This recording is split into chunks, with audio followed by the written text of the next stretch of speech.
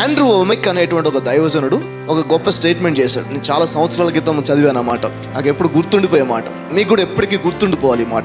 నేను అనుభవాల పాఠశాలలో గాయపరచబడి నేర్చుకోవడం కంటే పరిశుద్ధాత్మ ద్వారా వాక్యపు పాఠశాలలో నేర్చుకోవడానికి ఇష్టపడుతున్నాను అన్నాడు.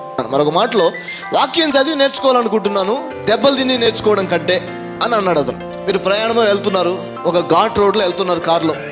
ఆ ఘాట్ రోడ్లో వెళ్తున్నప్పుడు ఒక పర్టికులర్ సెక్షన్ దగ్గర ఒక బోర్డు పెట్టింది గవర్నమెంట్. ఏంటంటే, రాబోయే మలుపు చాలా ప్రమాదకరమైన మలుపు, మీరు చాలా స్లోగా నెమ్మదిగా లెఫ్ట్ సైడ్ మాత్రమే వెళ్ళాలి అని చెప్పేసి ఒక బోర్డు రాసింది.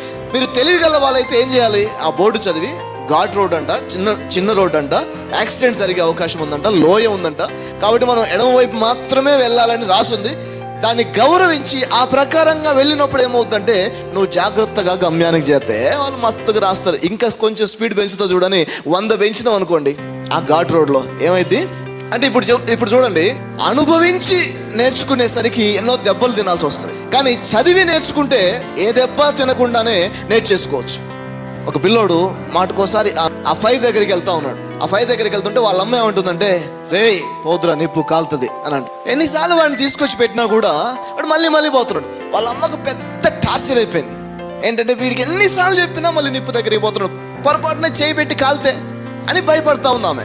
ఇక డాడీ చూశాడు, ఏమే కొంచెం ఆగును, come on boy, go ahead, go touch it, ఒకసారి వెళ్ళు, ఒకసారి టచ్ చేసి చూడు అని చెప్పేసి వాడిని పనిచ్చాడు.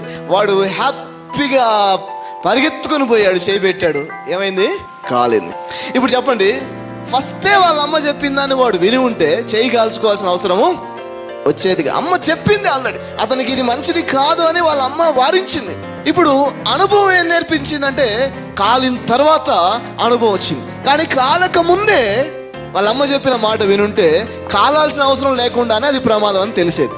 అలాగే దేవుడు మన చేతులు కాల్చుకోకుండా ఉండడం కోసమే ఈ గ్రంథాన్ని ఇచ్చాడు మనకి ఆల్రెడీ. ఇది చదివి, ఇది ధ్యానించి, అప్పుడు మనము చేయి కాల్చుకోకుండానే ఏది సరైంది ఏది సరి కాంది అనేది మనం తెలుసుకునే అవకాశము ఉంది. అందుకోసం దేవుడు మనకు వాక్యాన్ని ఇచ్చాడు.